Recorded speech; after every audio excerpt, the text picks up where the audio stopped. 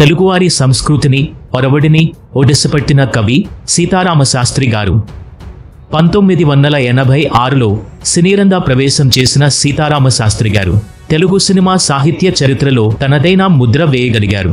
సీతారామ శాస్త్రి గారు సినీ పాటల ప్రస్థానంలో ఈ వేళలో నీవు ఏం చేస్తూ ఉంటావు పాట ఎలా పుట్టింది అనే విషయాన్ని గురించి చాలా ఆసక్తికరంగా వివరించటం జరిగింది. ఆ విషయాలను ఇప్పుడు తెలుసుకుందాం. గులాబీ సినిమాలోని ఈ వేళలో నీవు ఏం చేస్తూ ఉంటావు పాట ఎలా పుట్టింది అంటే, గులాబీ సినిమా స్క్రిప్ట్ ప్రకారం మొదట అనుకున్నది 4 పాటలే. మరోవైపు ఈ సినిమా షూటింగ్ కూడా అయిపోయింది. ఇంకో 10-15 రోజుల్లో సినిమా రిలీజ్ కూడా అనుకున్నారు దర్శక నిర్మాతలు.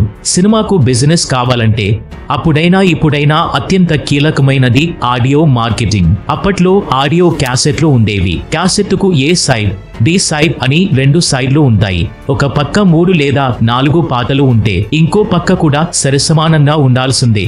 అందుకే ఆ రోజుల్లో దాదాపు ప్రతి సినిమాకు కనీసం 6 పాటలు ఉండేవి. గులాబీ సినిమాకి అయితే మరీ బొత్తిగా 4 పాటలే ఉన్నాయి. దాంతో ఆడియో కంపెనీ వారు కనీసం 5వ పాట అయినా ఉండాలి లేదా 6 పాటలు ఉండాల్సిందే అని పట్టుబట్టారు. అలా 5వ పాట తప్పక చేయవలసి వచ్చింది కృష్ణవంశీకి. ఇక్కడ కృష్ణవంశీ గారికి వచ్చిన పెద్ద చిక్కు ఏంటి అంటే, అప్పటికే సినిమా షూటింగ్ మొత్తం అయిపోయింది. అందుకని 5వ పాటని తప్పక రికార్డు చేయించి ఆడియో క్యాసెట్లో మాత్రమే ఉంచి సినిమాలో మాత్రం 4 ఉంచుదాం అని నిర్ణయించుకున్నారు దర్శక నిర్మాతలు. అప్పటికే ఏ రోజైతే చూశానో నిన్ను పాట మేల్ వాయిస్ లో ఉంది. ఇదే మాదిరి ట్యూన్తో ఫిమేల్ వెర్షన్లో ఇంకో పాట చేస్తే 5వ పాటగా ఉండాలి అని జరిగినదంతా సీతారామ శాస్త్రి గారికి చెప్పి కొంచెం తొందరగా ఇవ్వమని అడిగారు.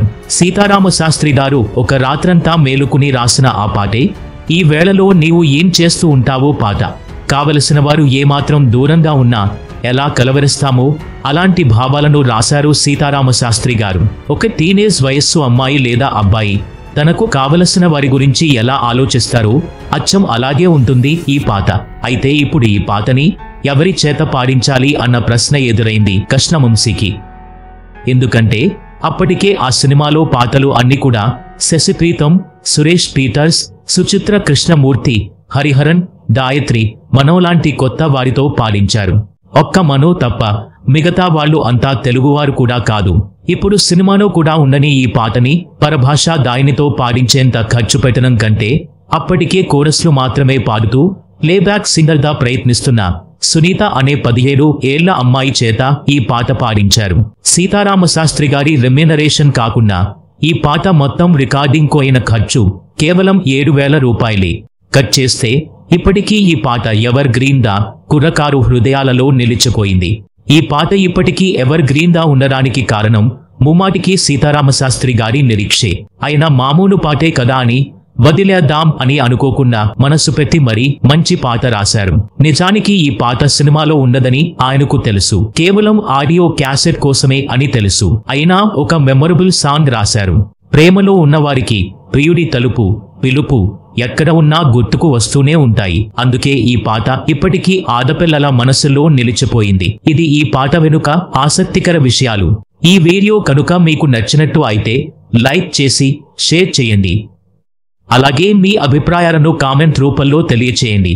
ఇలాంటి మరిన్ని వీడియోస్ కోసం మన ఛానల్ను సబ్స్క్రైబ్ చేయండి.